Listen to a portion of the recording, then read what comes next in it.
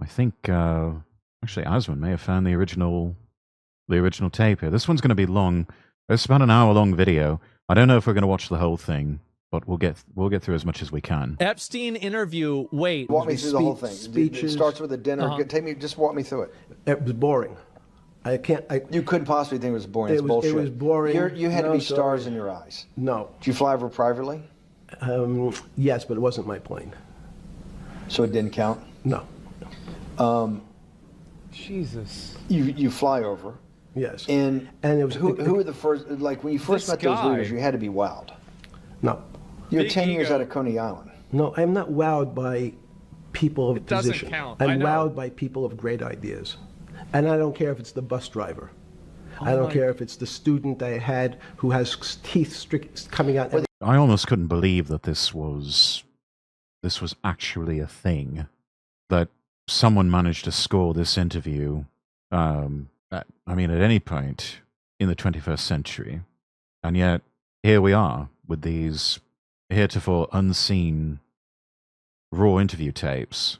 Steve Bannon sitting down and interviewing 60 Minutes style Jeffrey Epstein, of all people. This is, at first I thought it was AI. I seriously thought this was like a deep fake or something. But no, it appears to be the real thing. These guys have to have great ideas. They're the leaders of the three great continents of the world: North America, Europe, and Japan. No, many of these world leaders become world leaders because they're popular and they were able to get votes, or they were able to convince people to vote for them. I learned later.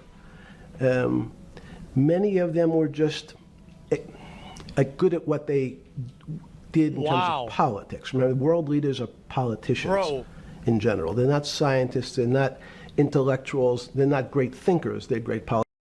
Leaving out the fact that a lot of them were selected for their positions.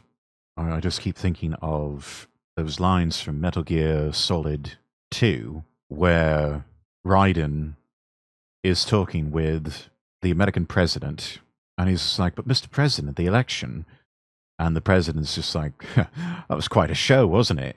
Jeffrey is close to having the stereotypical Jewish voice. Was, I guess, not is. Yeah, was.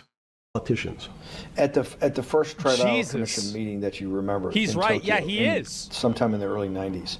Do you remember what were there's an incredible smugness and quiet arrogance about Epstein in this entire interview. He is quite sure of himself. This is a man who is quite sure of his power and his position. Say what you will, I mean, he is an absolute scumbag, one of the highest denizens of the ungodly, but at the same time, you can't really refute much of what he's saying. Big issues of the day that they were talking about? Yeah, in fact, it was funny because they were talking about inflation, and they were worried that what would happen, how do you control inflation? Right, motion, influence, control. As a mathematician, popularity. I didn't understand the concept. I don't understand the concept today. How's that possible? Well, when you talk about most things to do with money, money is meant to be local. It's U.S. dollars. Then I understand what it means. We're going to go to if 40 inflation means my Clinton. dollar today. Who cares who the messenger is? Did you get the message? Exactly. So many people want to get wrapped up in the messenger that happens to be Jeffrey Epstein, that they tend to forget about the whole, but what is he actually saying? I'm quite interested in what he has to say, and also what he doesn't say. A lot of that is key as well. I mean, this is someone, I think in this exact same interview, or one of the series of interviews he did, he blames former President Bill Clinton for the housing crisis and the financial crisis in 2008 and 2009. And he's not wrong, because they specifically, Bannon points to that whole notion that, everyone deserves to own a home. And I think he gets asked that question at some point, and he just says, "I'm not talking about that. I'm just saying that Bill Clinton was the one who is responsible," pointing to things like the Community Reinvestment Act. Inflates, and it doesn't buy as much as it did a couple of years ago. Financial crisis, like you'd blame someone for giving your father most people. Well, here we And go. it's easy to blame people for the financial crisis, like you'd blame someone for giving your father the drink before he had his heart attack. But what really happened, the real enemy of the finance system was Bill Clinton. And if you ask me what and who caused the financial crisis, I would tell you it was Bill Clinton. Man. Because of what Bob Rubin Wow. and he did to the deregulate the financial system? No. Wow. Because as the last time we had our 60-minute interview, Interesting. you talked to me about home ownership. And you asked me Yeah, whether here it everyone is. should own a home. And I told you, no, it's too risky. I mean, put aside the fact that it's Jeffrey Epstein, the mother of all scumbags here. Even a broken clock is right twice a day. And he's not wrong here. The idea of everyone owning a home, that is risky. Because there's some people that are just, you hand them money, it will literally burn a hole in their pocket. They will spend it all and be left with nothing. You can give them opportunity after opportunity, they will figure out ways to just piss it all away. Now, I think a fair number, maybe about half the population, maybe a little over half, a healthy majority of the population should probably be property owners to some extent. But everyone? No. Because there's always going to be that, say, 20 or 25% that will ruin it for everyone else. Those are the people that probably just need to rent. I'm kind of like that, but I stay within my means, so it works out mostly. As long as it works. He talks too pragmatically and he's too knowledgeable. He was definitely the handler of the rings to gather intel and blackmail. Oh, I have no doubt. I have no doubt. And his head got a bit too big for his own good and thought he could just get away with anything. And he became a liability to a lot of people, I'm sure. I think the big thing that did him in was that he wanted his name out there and he wanted to be famous. And when you are somebody like that, dealing with things like intelligence gathering, compromat gathering, you need to stay in the shadows. You need to stay in the shadows. The longer you are in the limelight, the more exposure you have and the more you are going to get others exposed. And that makes you a liability. And that makes you a target for elimination by the system. That's my theory, anyway. So the financial collapse of 2008 is because of hardworking African Americans, Hispanics, and whites who wanted to have a ownership stake in the society that all rests on their shoulders. They're the culprits. No, not at all. Okay, then I think He'll never openly admit something like that. What are you talking about? I didn't say they were the culprits. I was pretty clear it was Bill Clinton. okay. And why was it Bill Clinton? Because Bill Clinton wanted to get votes from those people. And he sold them the idea. That's a crafty way of saying, I'm not going to admit that certain groups of people, certain demographics, have no business owning homes. I'm going to shift that blame over to the politicians. They shouldn't have tried to pander to those people in that way. They should have gone about this another way. No objection to the racket. No objection to creating more and more mortgages and getting more and more people into debt slavery. But we can't be seen as blaming the people when it's just so easy to blame the politicians. And there must be some level of arrogance, him thinking that people are just too stupid to understand nuance, that perhaps both are at fault, the people and the politicians. I theorized everything that he was accused of never happened. It was some sort of New Guard coup against him to bury him, and they offed him before he could strike a deal with Russia or someone else to bust him out for intel deals. I don't know if I agree with that theory. I think this was someone who, there's just too much of a paper trail at this point. 3 million pages of documents, that's a bit overkill if you're trying to set someone up as a patsy like that. Not even 1 million pages. Even 1 million pages would be going overboard to try and bury someone. You can do it with a lot less. At some point, you see all of that, too much for one person to try and take in, and you start to think, okay, There is a there. That instead of renting in a house, and historically the values of houses have gone up, and he said, you guys in these local communities who haven't been able to afford a house before, I'm going to show you a way. I'm going to give you a way, because I'm sure I'll get your vote. Oh my. That you can own a house. Bro. What he's talking about is the Community Reinvestment Act, which was a big thing that they were pushing during the Clinton administration in the 90s, forcing banks to create subprime mortgage loans for people who really had no business taking out mortgages in the first place.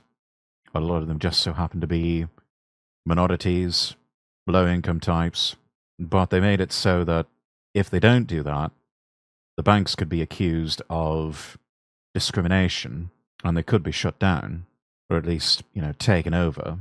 And so the banks didn't want that. The idea of a subprime mortgage already existed. This just sort of cranked it up to 11, and you didn't really hear a whole lot of complaints from the banks because there was more mortgages, more money. Eventually they found a way to shuffle those out, get them off the books, and repackaged amongst so many other mortgages with mortgage-backed securities. But eventually it poisoned the system so badly that nobody knew which mortgage-backed securities could be trusted and how many bad loans were in those securities. And one thing led to another, and then you had the financial crisis in 2008, 2009. It forced banks to do it instead of using discretion in edge cases, yes. No longer were banks allowed to exercise any sort of discretion. Because I want your vote. So what we're going to do is I'm going to let you buy a house, Mr. Bannon, when you really, you're right on the border, maybe, or not even on the border. Your credit is not good. Yeah. Okay? Let's be honest. And it's not my fault. It's 5 not minutes how he was Bill recruited? Clinton's Okay, fault. all right, after but this. whatever happens, at the moment your credit score or whatever it is, your credit's not good. Mm-hmm. Now, normally, you come to me and want to borrow money. I'm a bank. And I say, I'm sorry, Mr. Bannon, I can't lend you money because your credit score is not up to where it needs to be. Hopefully, if you work harder and clean up some of your problems, it will be. But no, what I say to you is, I'm going to figure out a way to lend you, not give you. He's right about this. He's talking about subprime mortgage loans. He's right. Like, yeah, I mean, this is it. Holy shit. I'm going to lend you money anyway, though you don't have a good credit score. And don't worry, I'm going to get rid of the term that you don't have bad credit. Bad credit sounds pejorative. You don't want to be a person. Sounds judgmental. Yes, sounds judgmental. Yeah. Of course. So what we're going to do is we're going to call your credit situation subprime. Oh, nobody knows what that means. Subprime, prime being, if you think about the terminology, prime being good or excellent, ideal, sub meaning below that.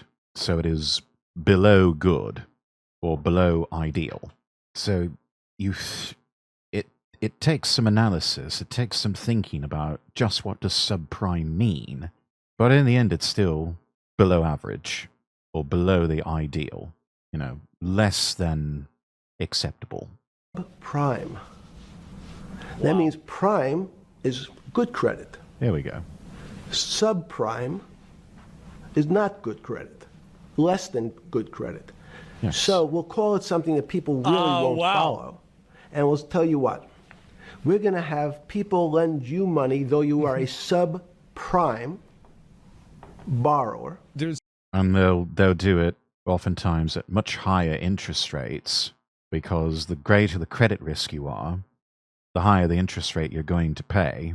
And sometimes, depending on the product that's being offered, I mean, the rates can become absolutely usurious. I mean, don't tell me that loan sharks don't still exist. They do. And some of them do their work legally, out in the open for everyone to see. I mean, here in America, you've got people who write loans based on car titles and people who do things that are called payday loans. Some states it's legal, other states it's not. It depends on which state those particular lobbies have bribed enough congressmen and senators in the state houses to make those particular practices legal. So you see them in some states in America, you won't see them in others. Worse than pawnbrokers. Absolutely usurious, with the idea of trapping you in debt slavery, especially people offering car title loans. It's a trap. They're going to take your car from you, and you really will be left with nothing. They are loan sharks in the classic sense of the word. I really don't know how anybody can do any sort of work with them and sleep at night.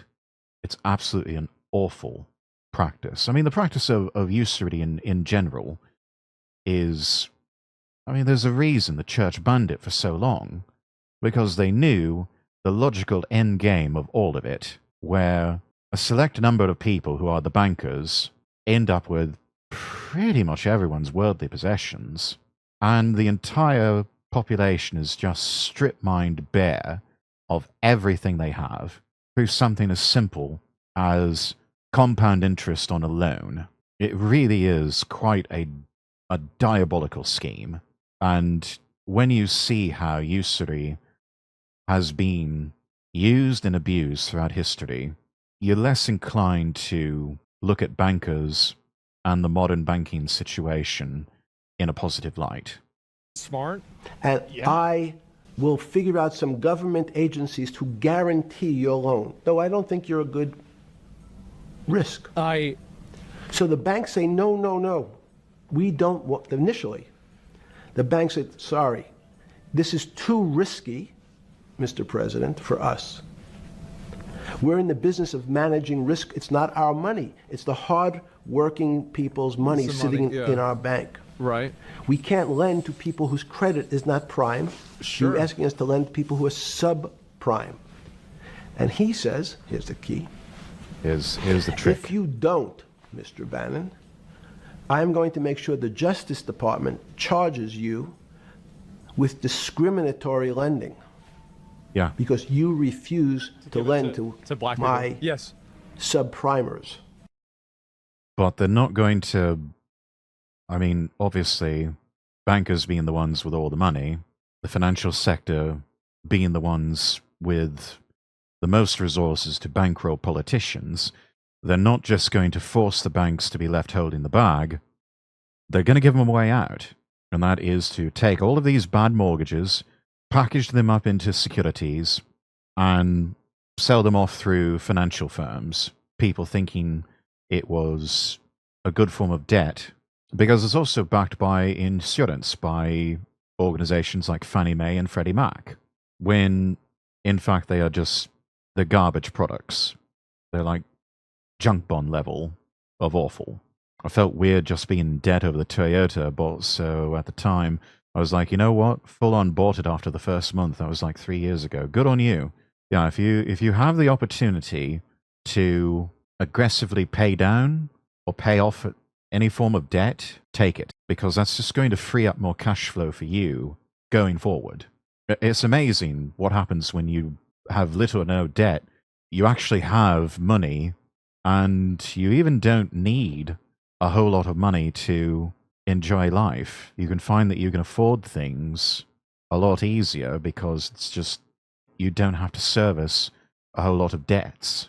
I think it should be illegal to sell a mortgage unless the bank holding it goes out of business. I mean, it used to be that was the way it was done, was that banks would just hold on to the mortgage and collect the payments and the interest every month. And that would free up, that would replenish their capital reserves after they'd lent money out. And it would just be this sort of revolving door of money in and money out through depositors putting their money in the bank, and then the bank taking a portion of that and lending out to other people. And for a long time, that system worked. But now, even some of the biggest banks in the world, like JP Morgan Chase, Citibank, Bank of America, all these big names that you might recognize that are not just banks, but also just large-scale global financial institutions, RBS, HSBC, even SMBC in Japan, or DBS Bank, Singapore. Well, DBS might be a bad example. But so many of them, especially the American banks, have so little in cash reserves. Most of the money is lent out. They might as well be a modern-day savings and loan.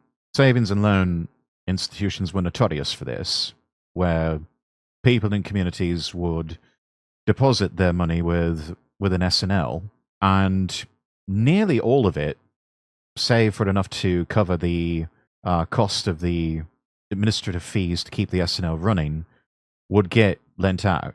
It's kind of become the same model with the big banks these days. They don't really have a whole lot in cash reserves because so much of it is lent out or reinvested in other things.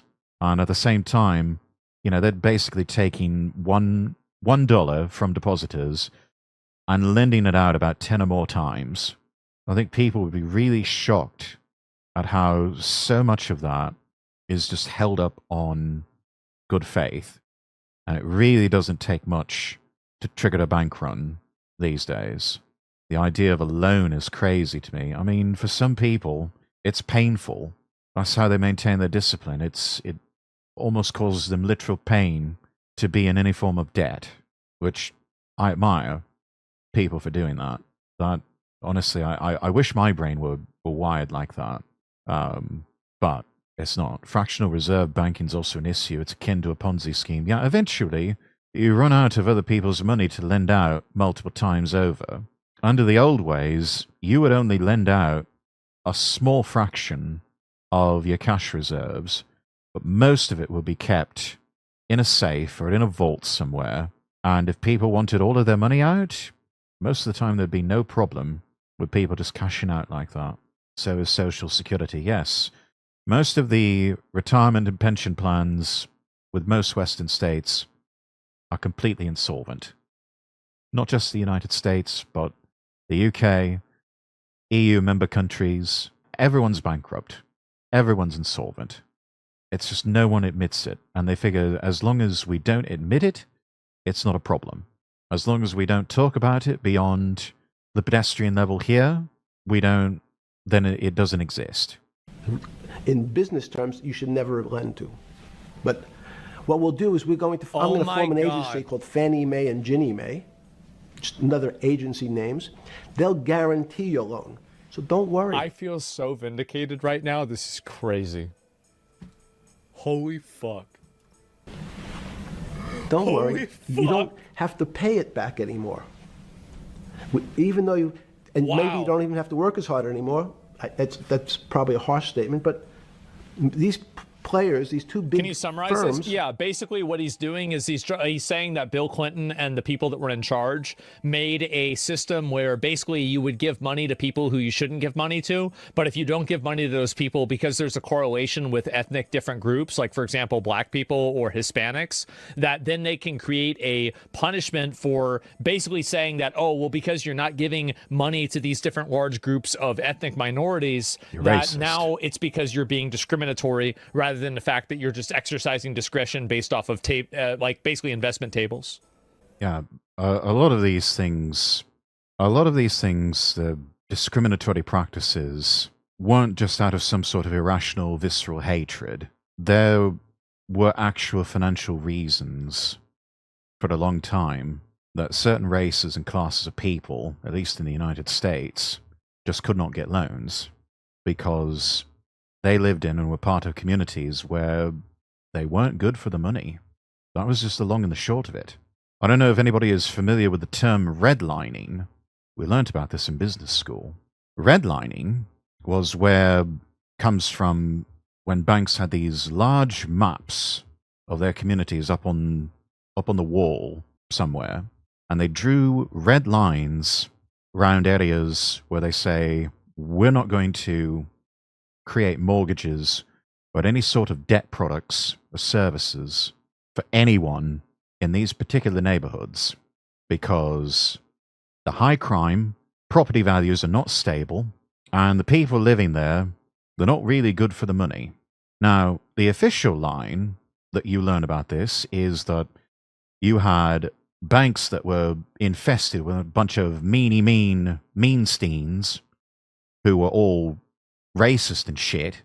And they're just like, well, we don't like black people, so we're not going to make them loans. No, there was more to it than that. It was an almost scientific level of determination, an almost actuarial level of determination that certain neighborhoods, certain people who resided in these neighborhoods have a mathematical probability of not being safe areas where we should be investing the bank's money or our depositors' money.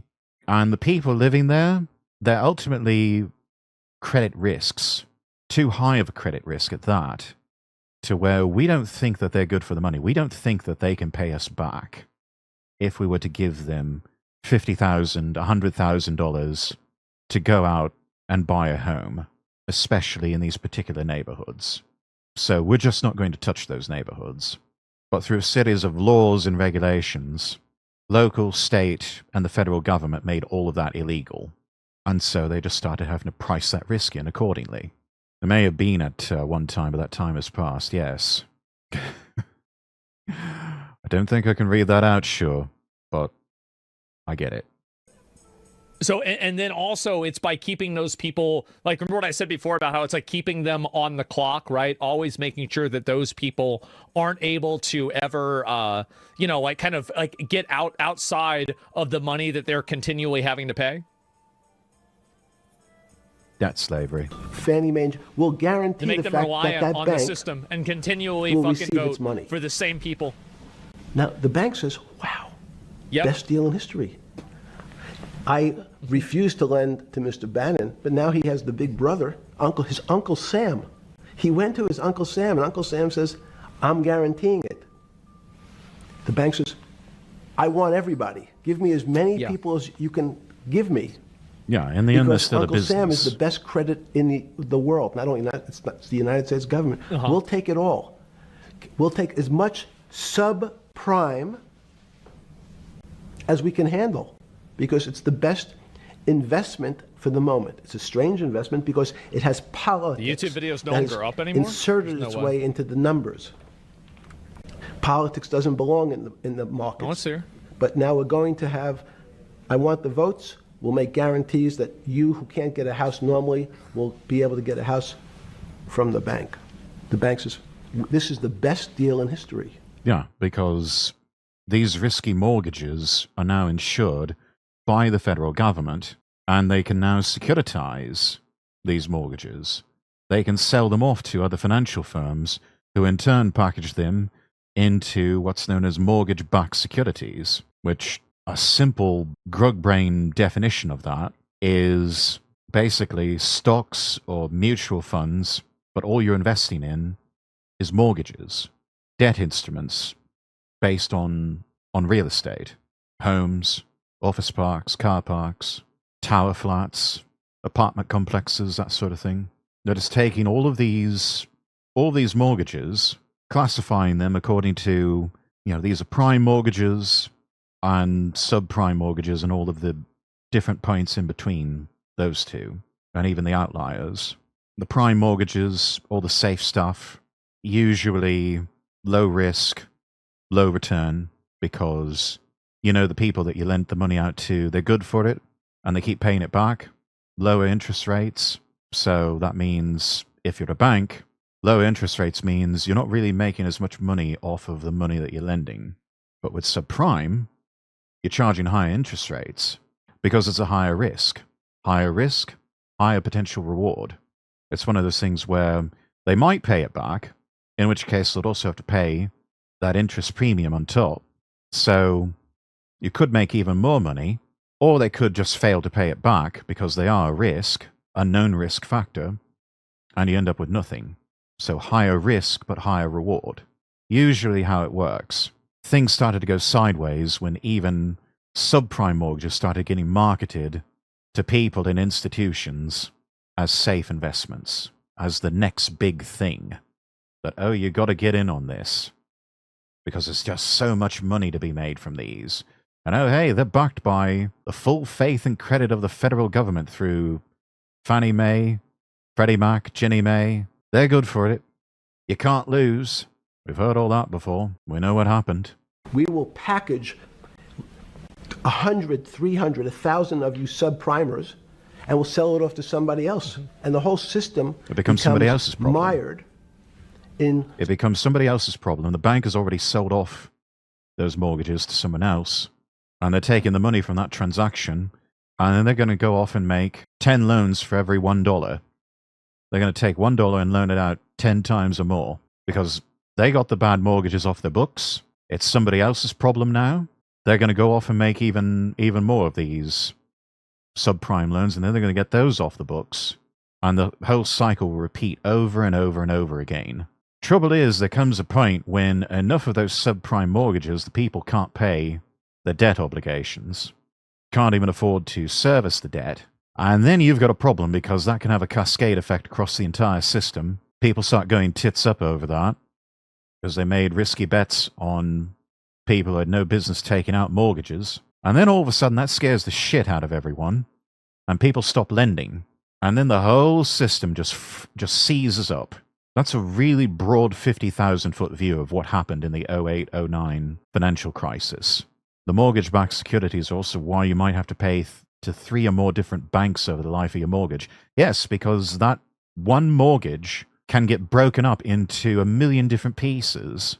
And sometimes you might have one person servicing, or one institution or organization servicing that mortgage, but it's paying out to multiple different banks or multiple different institutions, because that's how securitization works. They're not going to keep that one mortgage intact.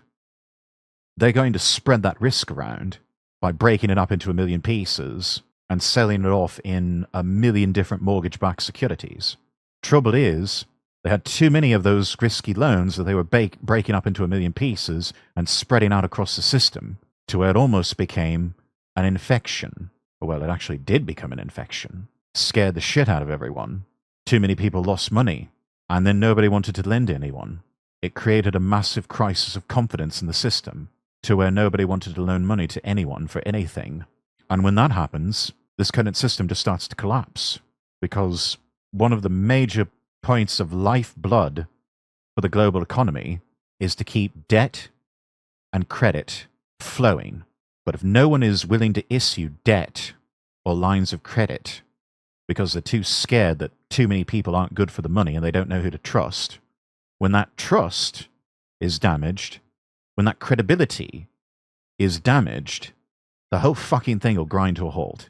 That is how fragile the global economy still is to this day. To this day, it is still backed by nothing but faith and confidence. People feeling good enough to give each other money, to extend lines of credit, to make loans with each other. Also, I would say the system did not recover from that crisis since the problems still exist. Yeah, all they did was just bail out the big financial institutions. Only one person, I think, went to jail. 2 institutions, Bear Stearns and Lehman Brothers, closed up. Everyone else got bailed out. Everything got bailed out by the taxpayer. It's an evil system at its core when you think about it. Building the whole system on usury is evil. Yes, there is a reason that the Catholic Church banned usury for a long time, because they saw what could happen when you loan out money at interest. Subprime mortgages. Man. That's becomes the What do issue. you mean mired?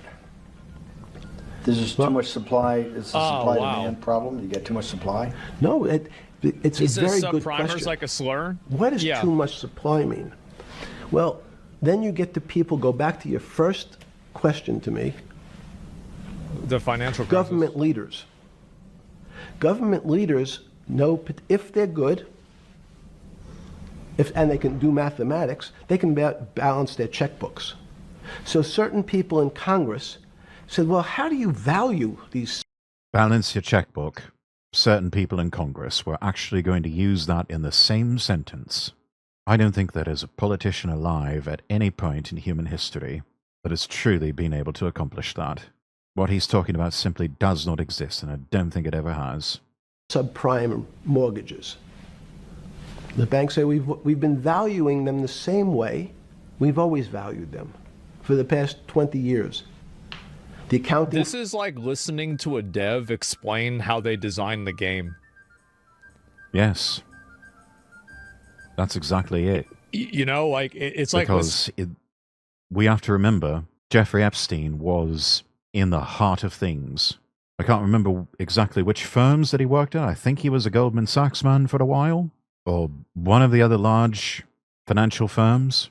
But yeah, he was at the heart of things for a long time, because I believe he basically built his career off of being effectively a money launderer for various world governments and intel agencies. It was his job to launder the money through the system and make certain powerful organizations and people look good and make them money. And he did for a long time. Technically, the US has not had a budget at all since George W. Bush. Although the Obama year, to cut it, we have been, all through the Obama years to the current, we've been passing continuing resolutions. Yeah, it's because people's attention spans are so short. It's why we keep having to revisit the whole notion of government shutdowns every year. Becomes this big thing that they trot through the media news circuit every time, making it sound like, oh my gosh, if we don't spin like drunken sailors, it is the end of the world. Grandma and the children are going to starve. The whole world is going to end if Republicans don't bend over and take it up the arse from Democrats and give them everything that they want. All of it just a fucking game to these people, because no one wants to pass a proper budget and make the government live within its means. But that whole grift, I think, is starting to wear a bit thin with a lot of people. We saw recently, what was it, last year, had a government shutdown, one of the longest in history, and most people were completely unaffected by it. Life just went on as usual.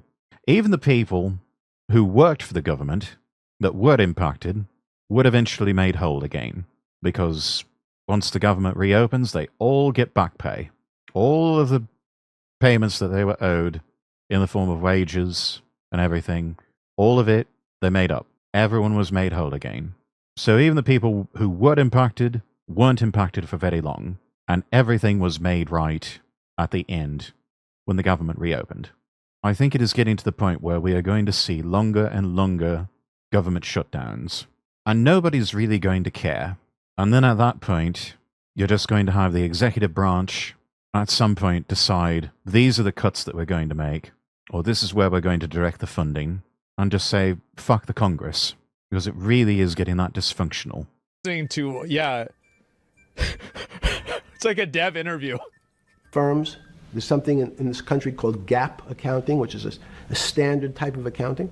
Generally accepted accounting principles. Yes. And we account for them the same way we've always accounted for them. If we paid $1,000 for your mortgage last night, yes, when we put it on our books today, we're going to say its value is $1,000. right. So it makes sense. I paid for it. What's its value? Like Blizzard, yeah. It's $1,000. That's what I paid for it last night. No. The Congress people said, that's not really a good answer, you know. Mm-hmm. That doesn't give us confidence that you know what you're doing. Because what happens if you have to sell it tomorrow morning? Uh-huh. This is there's explained in the movie The Big something's Short. happened and you have to sell it. Yes, it is. It's not the complete picture, because obviously it's a movie, and to go through all of the different facets of what happened with the financial crisis of 08 through 09 would probably take multiple series of a television show. But The Big Short, really good film. I highly recommend all of you go see it, if you haven't already, because it does a fairly decent job of explaining what happened, all of the events leading up to the financial crisis. As long as the mainstream media have power, they will care. Yeah, but their power is waning, and they keep losing power each and every year. Each year that passes, you've got less and less people that turn to legacy media outlets. Most of the people that consume their content on a regular basis but of the older generations. The boomers, maybe some Gen X. But for the most part, millennials, Gen Z, Gen Alpha, they're not getting their news from legacy outlets. They're getting their news from X or from other social media feeds. And a lot of the times it's not coming from so-called mainstream outlets.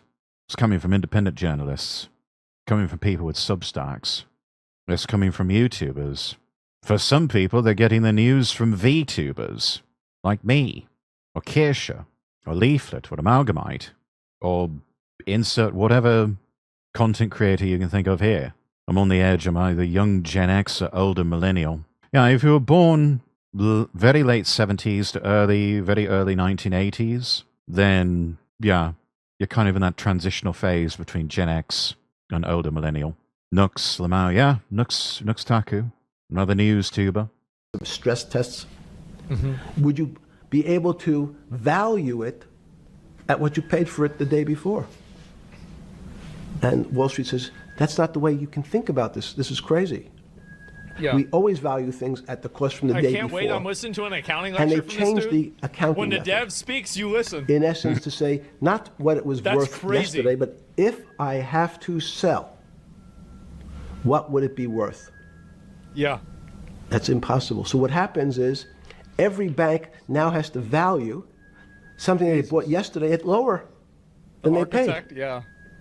Never before in 20 years did they have to do this. So something they bought at 1,000 on their books was 1,000 is now I'm going to be honest. The more I watch this, the more I'm not sure if he's dead. 9. It's possible he could still be alive. We haven't seen the body. It is possible he could still be alive. They might have pulled the biggest head fake of them all. I keep getting lucky and getting gifted subs. That is quite lucky. I could do with a bit of that good luck. 990. Yeah. That starts to. You asked the question about what did I start to think about. I don't know. Something's 1,000 and 990. This person now has to value it at 980. When did you first start to get nervous? Understanding Bill This is Clinton another day. He changed his in all shirt. this. Did you change glasses? Yes. Okay. I changed shirt. Yeah. I saw the Changed his black. shirt, changed his glasses. Guy, bro, he changed his shirt in the middle of the interview. Are you okay with the Yeah, great. I think we're having all kind of changes. I'm experimenting. Okay. Experimenting how, I wonder? What's the purpose of this other than vanity? When did you get a feeling? Did you ever anticipate before it happened? Something like He's A/B 2008? testing. No. He body swap? How could that be?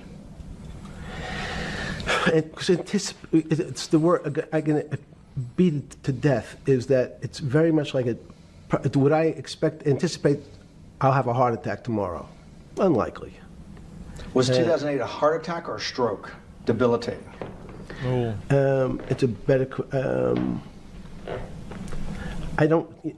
It was both.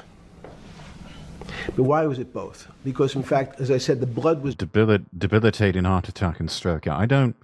Some of you might be too young to remember, but I do remember. I think it was around late summer into the early autumn where shit got a bit sketchy for a lot of people. News environment was completely different. Most people still got their news from legacy outlets. And there were some days where, honestly, we weren't sure if, like, global commerce was going to just completely grind to a halt. In many ways, that's what it was made out to be in the media. It's like life would go on, but we weren't quite sure how life would go on. We weren't quite sure what that would look like. You know, if there were questions as to whether major institutions would even be there the next day. You know, that sort of thing had happened before. Like one example I can think of was in aviation, Pan American World Airways. At one point, they ruled the skies for commercial aviation. They were the pioneers of global intercontinental air travel. They were the first people to purchase the 707 from Boeing and fly it from New York to Paris and New York to London.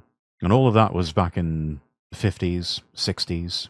First takers for the 747 jumbo jet, and then just series of unfortunate events after another kept hitting Pan Am and the entire aviation industry. A fuel crisis in the 70s, Lockerbie bombing in Scotland in the 80s, and after that, people just didn't feel confident or safe enough to fly with something like Pan Am. And then one morning in 1991, I was just a wee lad when this happened. A lot of Pan Am employees woke up, went to their airport terminals, and when they got there, they found out they don't have jobs anymore. A lot of people getting up early, going to the airport to catch a flight, had boarding passes and tickets to take a Pan Am flight somewhere. Nope, not happening. Airline went completely insolvent and overnight closed the doors. No planes, no jobs, nothing. It was chaos. A lot of the airline workers were lucky that at least some of their contracts were bought out by competing airlines, so they had a chance to go somewhere else for work and eventually get access to their pensions and retirement. For the people traveling, it was an inconvenience. Some or most were able to rebook flights with different airlines, but that was a tremendous shock to the system and usually a sign of a very troubled economy. And it was just one of those things that vibe sort of repeated itself in 07, 08, where we woke up and found out major institutions like Bear Stearns and then Lehman Brothers were just shutting down. Insurance companies, unsure they were going to be able to meet their obligations if all these bad loans got called all of a sudden. Banks, unsure if there was going to be a run and people would just close their accounts en masse. And they were concerned they wouldn't be able to do anything to stop them. Life would go on, but we really weren't sure what that life would look like day to day. But a very brief period of, like, I would say maybe a couple of weeks, maybe a few months, around 2008. That was when the fear really started to set in for a lot of people of, oh shit, the game is up, and it really does feel like the good times are over. And these days, with the global economy, and so much uncertainty with things going on with tariffs, inflation, interest rates, you're just sort of waiting at this point. You're just sort of playing a waiting game, wondering, when's the next shoe going to drop? What's going to be the catalyst for another market downturn or another economic downturn? What's going to send us into a proper recession this time? Because I'm not sure it's going to be avoidable. I mean, they will try. They will try their damnedest. They've been trying their damnedest for a long time, mainly because so many boomers are retired and so much of the money is tied up in the markets that they basically made it a policy that the markets are not allowed to have a bad day. But that can't go on forever. Eventually, the good times have to end. And it just seems like we're sort of kicking the can down the road, and boomers are just waiting to kick the bucket and give us one last fuck you to the younger generations, to just leave us holding the bag for all of their bad decisions. Getting dried up in the system, and the head, which is sort of the central bank, wasn't working. Jesus. So to some extent, it was a combination. It was a crisis. Did you see that building up over time? Jesus. It's always been lurking in the background. I mean, if you have an older parent, search Epstein alive. It's possible. Did you anticipate him having a heart attack today? No. You hope things are going to go better and maybe they'll fix it up. The system was getting too complex, and it wasn't based on derivatives, because what people keep forgetting, and as I was just explaining, Wall Street, and in many professions, including Wall Street makes it sound complicated. They don't want the little guy to understand what they do, because they make so much money, and they don't do very much. He's right. A lot of the things that Wall Street and the financial institutions do, it's not terribly difficult to figure out. They just do a lot of papering over things and coming up with fancy PowerPoint presentations and working with a lot of spreadsheets to make certain products look good. And it's always this fine line that they walk of, we want to make what we're trying to sell to people look good, but we can't make it look too good to where it sounds too good to be true, because that might be illegal, that might get us in trouble with the regulators, and we might lose our jobs, maybe even go to jail. So it's always this, we need to bullshit people into buying our shit, but we can't bullshit too much, otherwise will get in trouble. And really, so much of it is, especially with the way tech has evolved, it's not hard to do. I don't even know why so many people spend so many long hours in offices or at work in these fields, because it's like, what the fuck is the point? You can get so much of this work done in a fraction of the time now. There's no need to work 10, 12-hour days to do any of this. No point at all. It eventually just makes it look like you're just pretending to look busy, which just leads into the whole argument that most of the corpo sector, most of the white-collar professions are just adult daycare, and we're all just sort of expected to log a certain amount of hours, pretend to work, pretend to look busy, and if you don't pretend to work, and if you don't pretend to look busy enough, you get in trouble. It's such bullshit. If you can get your day done in 6 hours or less, good on you. Go home. But some people, their lives are just so miserable, where they're like, if I don't look like I'm busy, pretending to work, and staying at the office for 10, 12, 14-hour days, I must be doing something wrong. But I also don't want to face the fact that my life sucks.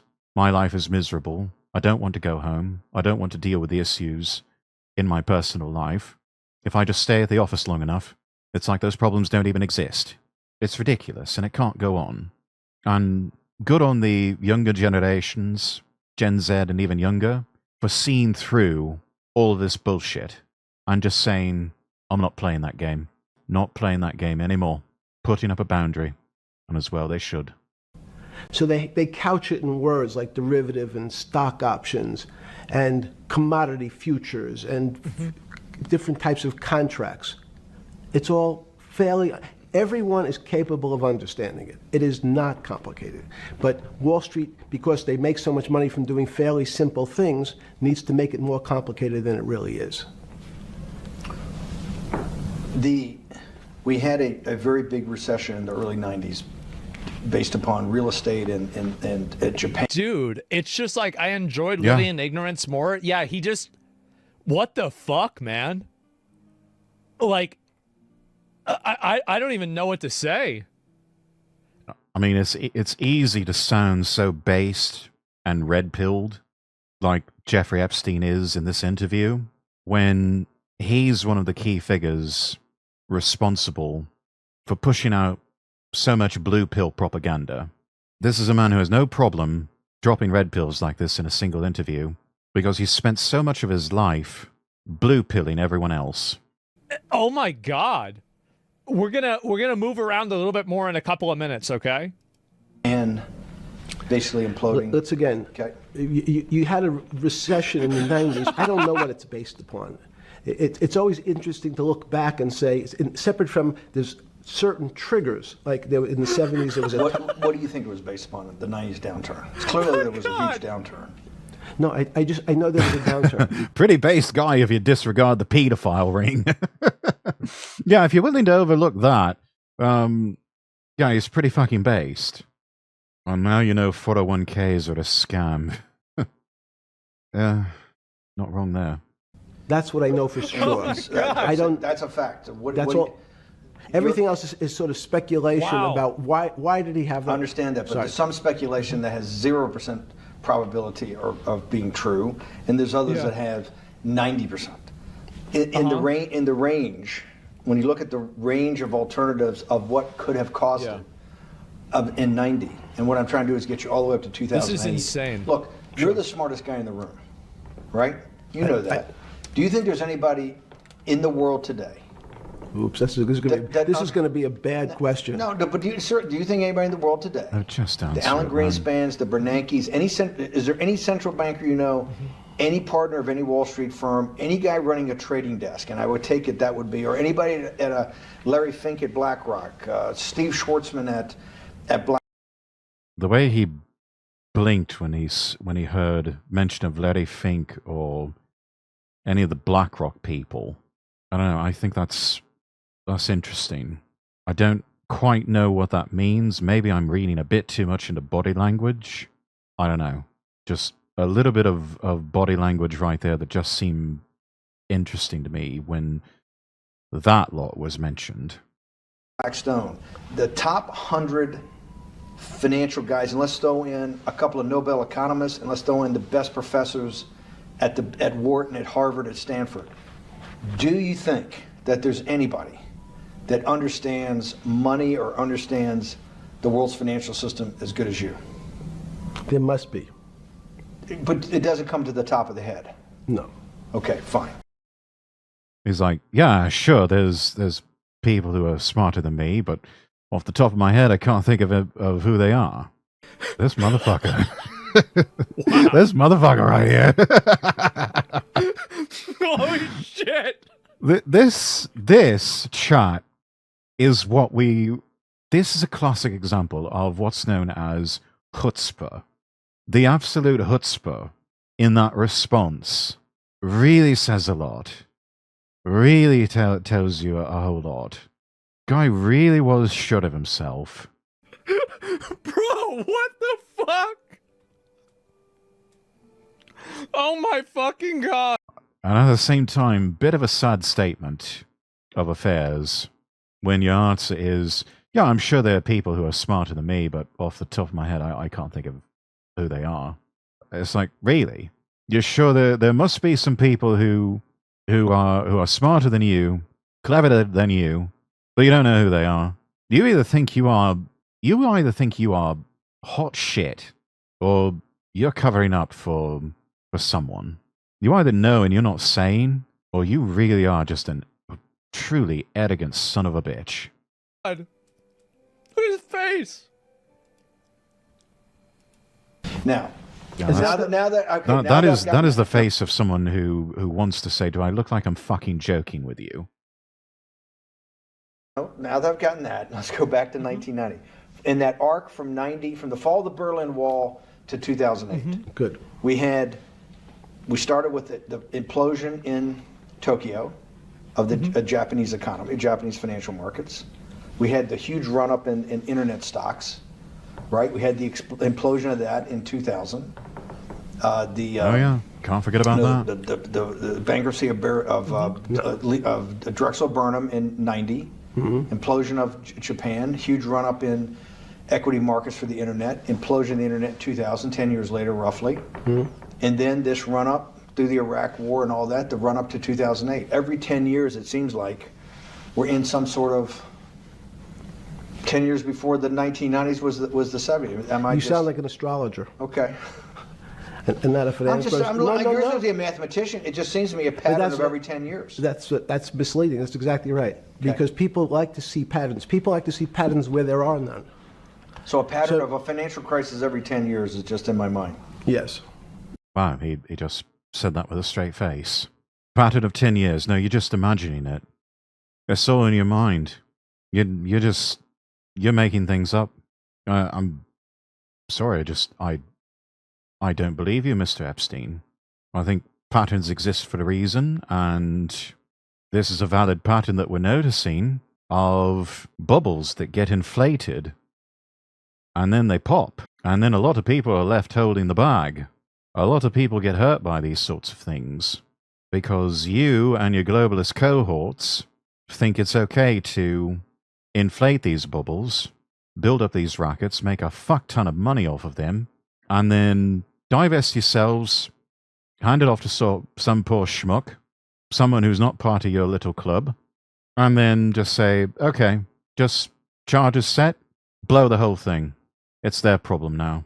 While you get to jet off to your little private island and do all sorts of unholy, ungodly things to underage children. Long-term capital. Jesus, he just says it. Oh my god. This is nuts. What the fuck is this? At this point, this is the face of someone who's trying to gaslight you. Yeah. Emperor Palpatine? No, I was actually thinking about that, right? This is more like Darth Plagueis. And then what followed after Darth Plagueis is Palpatine, who took over the government. Who is that?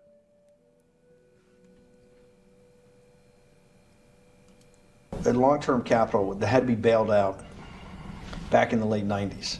when everybody Man. panicked. And that wasn't a big, that bailout today would look small. How about that, $5 billion, or was $30 billion. It was, Businesses fail all the time. but they long-term capital, and the Federal Reserve stepped in. But I'm saying people go bad. Things go bad all the time. Yes, the local, you're correct. The audience is watching this. The Well, little people go guys, bad they all the bankrupt time. There's no pattern here. Pay no attention to that. Again, the arrogance and the chutzpah. all the time, and nobody gives a shit. You know why? They're a little guy. But when long-term capital management goes bankrupt, or Bear Stearns goes bankrupt, or Lehman Brothers goes bankrupt, people care because it's an unfair characterization. Why do you say that? Because again, it's the complexity of the situation. If you think about the Oh, Jesus, spare us, please. Don't start talking about complexities. You're just using that. You just got done saying that the financial sector, it's really not as complex as you think it is. And now you turn around, shift gears and say, oh, well, it's a bit more complex than that. Long-term capital management, all these other things. And, oh, there's no real pattern. It's a lot more complicated than that. No. He might have been able to get away with this shit 10, 15 years ago. Not now. Not anymore. People have taken notice of too many things now and noticed too many patterns of their own to where none of what he's saying here is believable. think you have a complex system. You have your body. Now, in fact, the little guy is my finger. This is. And Bear Stearns is your heart. That's correct. The banking system is my heart. The system, I can't risk my because remember, Okay, it's not so only my. you haven't been able to name. Hang on. You haven't. What, hang on. No, hang on. I was trying to hang. I wanted to see if the hang on No, worked. no, no. It didn't You haven't work. been able. You're not good enough. You have no idea the nothing I will unleash. Okay. You're like junior wizard trying to do it. You haven't. Yes. I'll say, since we can't name another guy that's as good as you. Now, there may be a couple out there. You're not bragging. You're humble. Dude, Humble my ass. this is, oh my God. Who is this? This is insane. Really, this is nuts.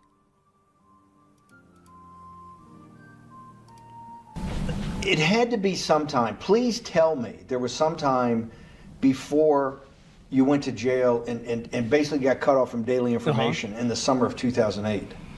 The most humble That is you started to clearly. get very nervous that this Don't leave the complex video. system, It was that taken something was down. deeply No, it wrong. wasn't. I'll try it again. Okay, Copy. first, let's go back. Paste. When I say no one understands the system better than I See? do, it doesn't mean I You always understand. sound like a doctor. You're afraid he's going to get sued for giving a thing. Yes, you're not, no. gonna, you're No, not no, taking no. on any liability. There's Yeah. no contingent Yes. liability here for Yeah, your no, answers. no. But the word Yeah, no, he's definitely thinking like a lawyer in this regard, watching his words and doing a lot of the tactics that you would expect of someone in marketing, someone in law, someone in politics, of leaving behind just enough breadcrumbs, and then just when you think you're on a trail here, start whipping up the smoke, start feeding the bullshit to the point where you can't tell what's the truth and what's a lie. It really is the sort of thing that spy masters are quite good at doing, which he would know a thing or two about that. understand is the problem. Okay. I don't understand the system. So I don't understand the financial Will you system. please stop? Bullshit, You you cannot don't. sit here. Man. and tell me. No, Bullshit, We you just don't. went through. I'll go through again. The It's hedge fund absolute managers, bollocks. the money Really? managers, the central bankers, the commercial bankers, the heads of the investment banks, the heads of all the trading desks, the top economists, too and many I'll throw in people. the business school lectures at Stanford. Of all the top 200, 250, you can't name at the top of your head the guys are at least at your level. You have to understand He can, he just chooses not to. it somewhat. No. Sorry. We all don't understand it. In a sense, also not wrong. There's a lot of people in very influential positions in finance, in law, critical parts of government, society, the economy, and they don't know what the fuck they're doing. They're bluffing most of the time, trying to project an image of confidence and stability so that nobody panics. But in truth, they don't know what the fuck they're doing. And one wrong step, and the whole thing falls apart. Man, No one understands it. It's a miracle. Jesus It's that's part of the problem. It's impossible to understand. That word "understand" simply means if this happens here, that will happen. Share the video. Yeah, this is nuts. Let me go back. I'm going to find the other ones too. So apparently he talks about the Illuminati. Does he now? This should be interesting. Like it was yesterday, one of the headlines in Time magazine said, "David, please fire yourself."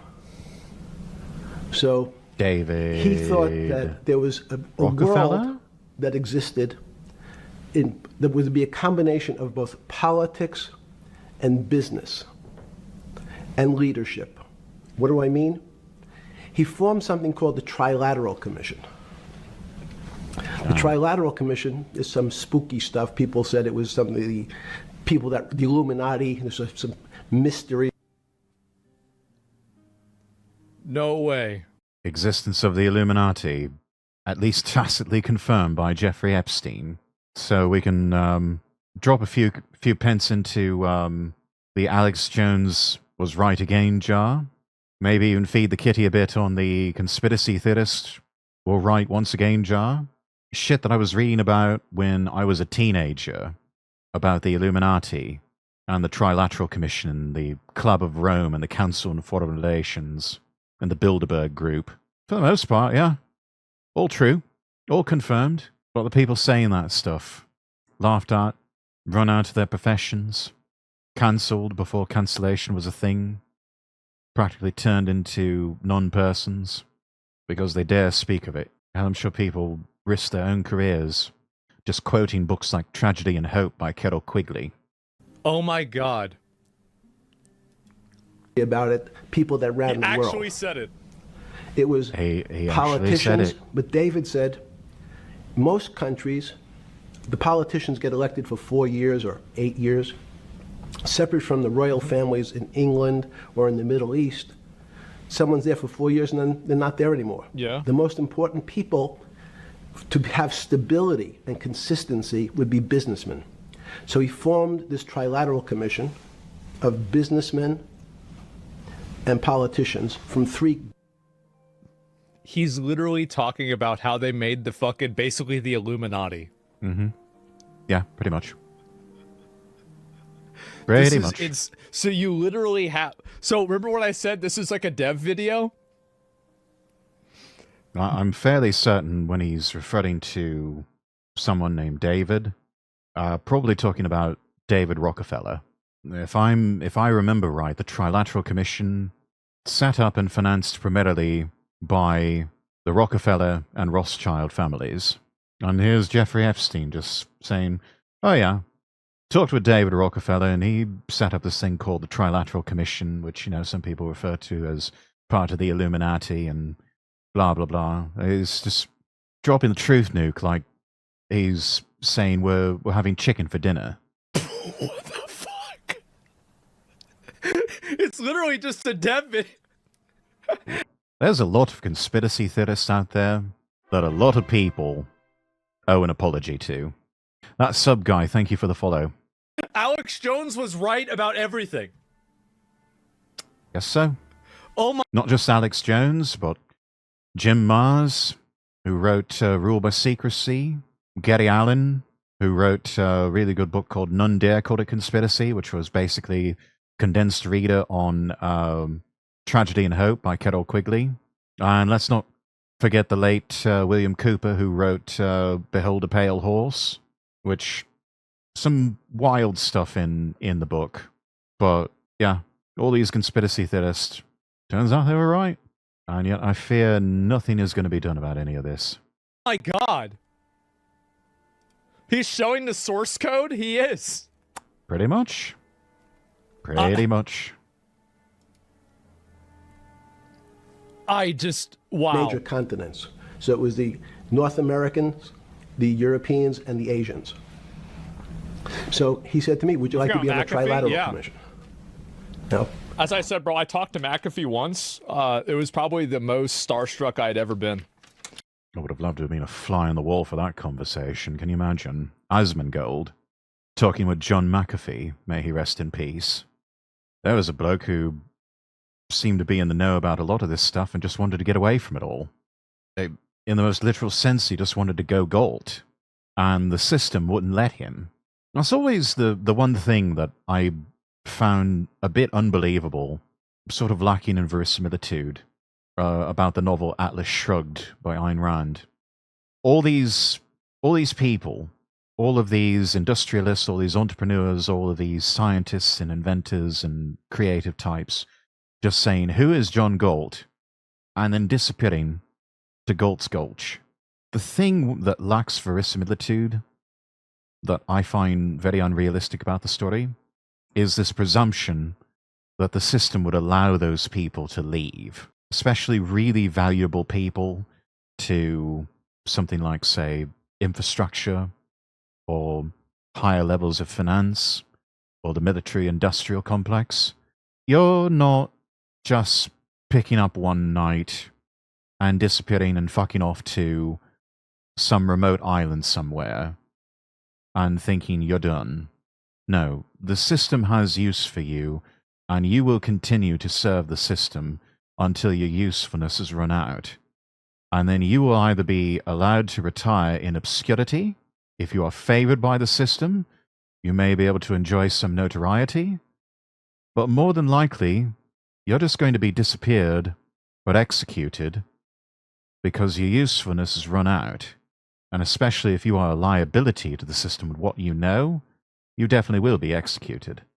So there is no just saying, "Who is John Galt?" and just fucking off to Galt's Gulch. The system will not let you leave. They will not let you go, especially if you have some sort of usefulness to them, or if you know too much. You are to stay within the confines of a metaphorical open-air prison where they can keep an eye on you. And if you get out of line, I think this was John McAfee's mistake. He knew too much.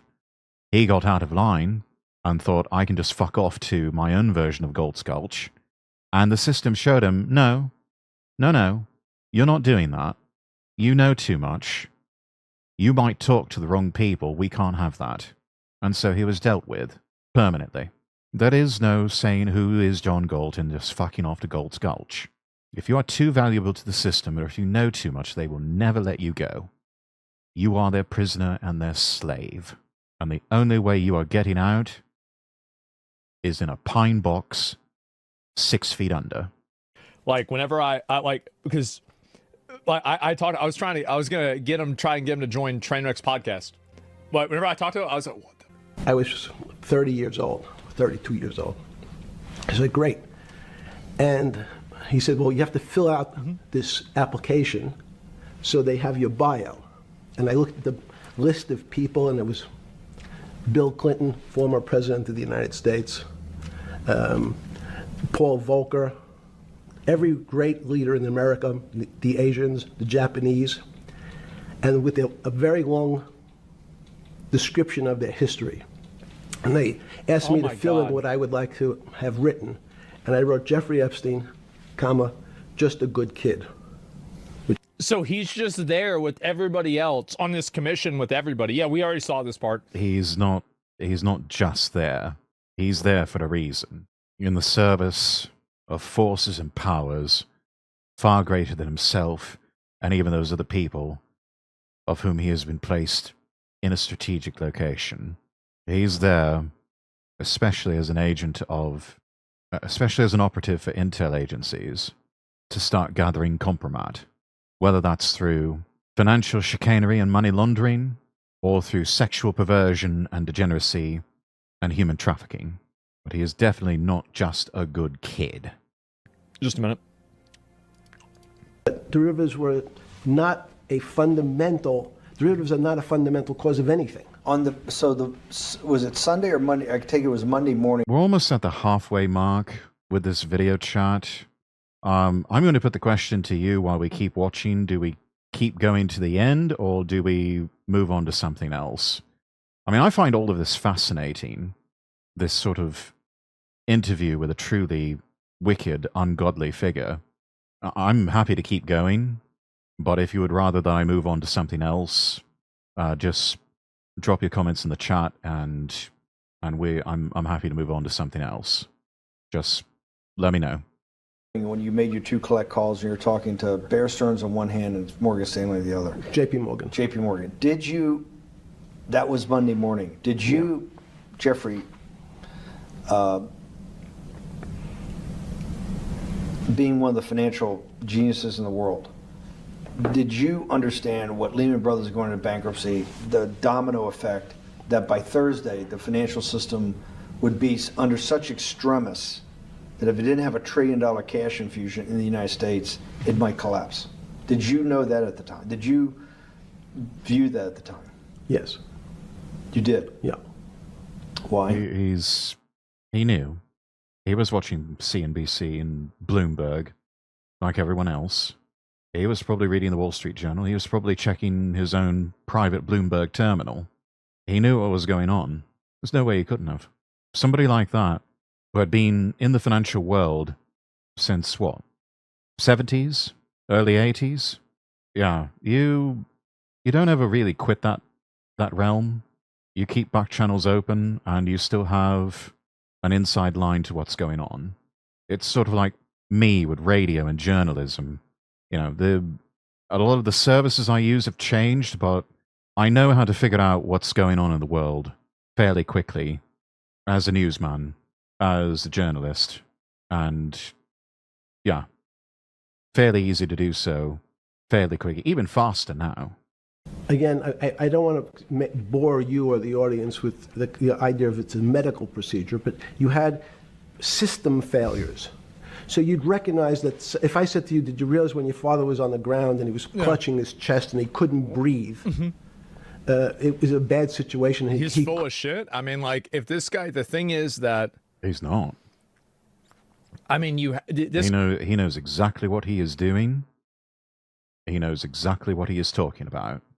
The only time that you're tempted to say he's full of shit is that's a knee-jerk response when you know someone is bullshitting you.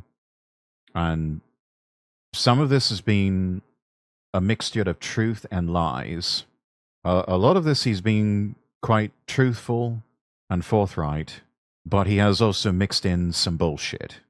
He has also tried to throw people off the trail. He's not revealing his complete hand. He knows something. He knows something. We know he knows something. And he knows that we know that he knows something. But we don't quite know the extent of what he knows. Only he knows that. Or only he knew that, rather. Guy was like, it is astonishing to see how influential this random guy is. Yeah. Really? I mean, it's insane. He's dropping lore. Yeah, I mean, this is nuts. He's a real life Sith Lord. Yeah, this guy's like a Sith Lord or something. Like, what the fuck? He's there, like, fucking. This is insane. Like, I don't even know how he's not full of Can't shit. read Yeah, that, that's what's nuts. At the end of the video, he talks about Satan. Oh no. Okay. He could be schizo ranting? Apparently not. No. He is no schizo. Could die. That's how I saw it. Did you immediately think about the commercial paper market? I mean, the mechanical triggers that actually... No hard feelings. Automod got me. Don't blame you. Yeah. I don't make the rules on that one. You had to blow through these circuit boards. Did you know the circuits? Did you understand the circuits? Or did you have a concept of the circuits that were going to get blown through? Yes, but only because of an analogy to a body. And in fact, from my telephones against the wall with my little metal wires, because the next day I talked to another person in Washington about the issues of what I thought was happening, and I made the same discussion about the... They were at the Treasury Department? Yes. So he just makes a call to the Treasury Department. In a 6x9 cell in... The phones were outside the cell. In Palm Beach County, California? West Palm Beach, Florida. West Palm Beach, Florida. Wait, so he's in jail and he calls the Treasury... He gets his phone call that he's entitled to, and he calls up high-level government officials. From jail?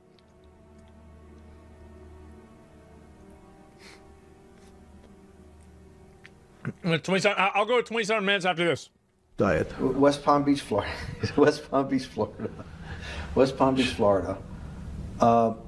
You're making a call to Washington, D.C. to talk to some deputy secretary of Treasury. Someone in Treasury. Right. Someone in Treasury. Right. And that does not, the night before you go to bed, it doesn't dawn on you at all. You never have a moment of self-reflection that, how did I end up on this metal cot when I should be at the center of things? No, I had a telephone, so I've said, I can talk to, it makes no difference where I am. In fact, I'm... The chutzpah, again. The absolute chutzpah on Mr. Epstein here. It never occurs to him that, oh, shit, I did a bad thing. Maybe I should, reevaluate my life choices and just try not to do these bad things anymore. He's just like, no, I'm just going to call up friends in high places and they're going to bail me out and I can do whatever the fuck I want and nobody can fucking touch me because I'm Jeffrey fucking Epstein. Still talking to the same person if I was at my home in Palm Beach.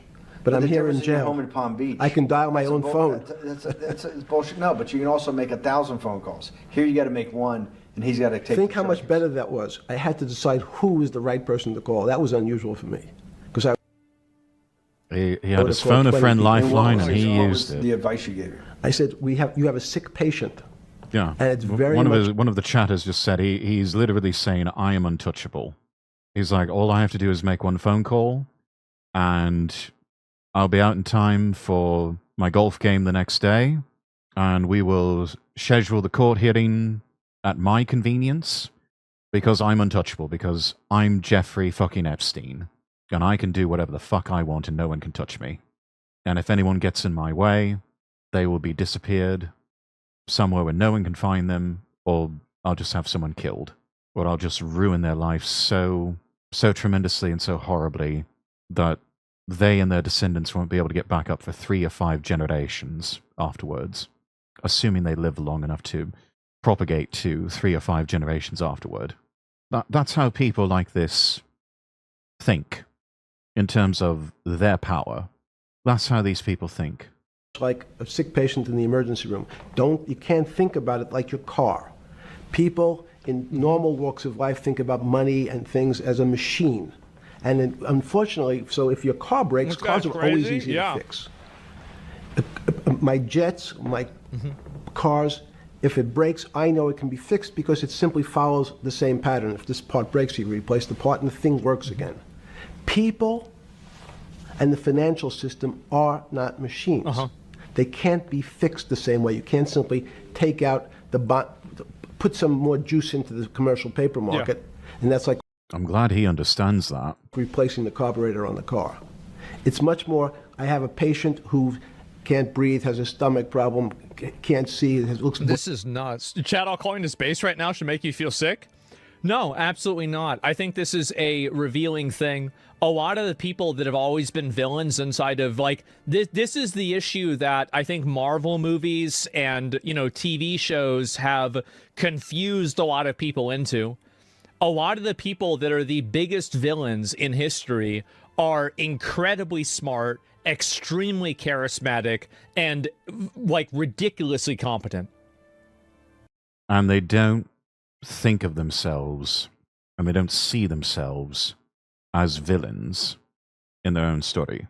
If anything, Jeffrey Epstein probably saw himself as a hero of sorts in his own story, or maybe an anti-hero of sorts, especially given his own sexual proclivities. It sort of feeds into that concept of the banality of evil, where you had the Israelis going out worldwide on manhunts for Nazi war criminals, taking them back to Israel to be tried and eventually to be executed. And there was a remark of some of the high-ranking officials, they just looked like ordinary, normal old men. It's like you would never have known who they were, what they did. They looked so normal. And yet, in war, even the most normal, reasonable people can do some of the most vicious and unreasonable things. I had great uncles who were drafted into serving during World War II, one of whom was there as a scout before the invasion at Normandy and before the storming of the beach at bloody Omaha. When I knew him, he has long since passed away. He had to have been one of the gentlest, kindest, most decent, loving men that I had ever known. An absolute giant, too, towered over everyone, even my own father. But he was the embodiment of a gentle giant. Always smiling, always had this real gentle twinkle in his eye. I adored that man. I really did. And my father, later on, when I was a little bit older, he told me, he said, yeah, your great uncle, he's a nice man, isn't he? I'm like, yeah. No, he's a lovely man. He's the sort of chap that anyone would aspire to be. He is a gentleman in the most literal sense of the word. A very gentle man. And Dad said, yeah, but he wasn't always like that, you know. He said the war changed him a lot. And he told me how, he even showed me some photos of him taken during wartime, old black and white photographs. And he's like, yeah, you see that combat knife that he's got on his belt there? I'm like, yeah, what about it? It's pretty cool. What about it? It's like, yeah, he had to use that one time when he was there in Normandy. Apparently there was Nazi soldier he and his men got discovered by one of these Nazi soldiers. Couldn't allow him to get back to sound the alarm. Took that Jerry's head clean off with that knife. You would never have known my great uncle killed people so brutally in the war. Not that I hold it against him or anything like that. He was a soldier. They were professional soldiers on opposite sides doing their jobs. They were doing their duty. But yeah, we would never have known it by talking to my great uncle. They only told those stories to my dad and to some of the then children in the family once. He said, I'm going to tell you what happened, and then we're never going to speak of it ever again. And he didn't. He told the story that one time, left it up to them if they wanted to pass on the stories to the next generation. He said his piece, and lived the rest of his life. I'm not sure what the point is of all of this. I guess overarching point is appearances can be deceiving with people sometimes. Insanely competent. This entire idea that all the villains are like these big, dumb, the big dumb fat guy bully, that you just beat him, you punch him in the face, and then, oh, we got him, and that's it. That's not how it works. The cartoon villain is the biggest myth of all. Leading at the same time. What do I do first? I have to think about it as a system. Where's the most logical Dr. place? Doom? What's the most dangerous place? If your heart stopped, we have to start your heart again. In the equivalent to the money market, why do I have to start your heart again? I need to get your blood flowing. If your blood stops, you're dead. If liquidity, which is the equivalent of blood in the financial system, dries up. Once liquidity is basically cash, putting cash into the system. system. Forget about what it is. Okay. Liquidity is liquidity. It allows the system, it's the blood of the system. You need whatever it takes, if it's cash, if it's credit, whatever, as long as the system keeps flowing. I think we're going to stop it here, chat, move on to something else. We've been at this for about 30 minutes with this particular video.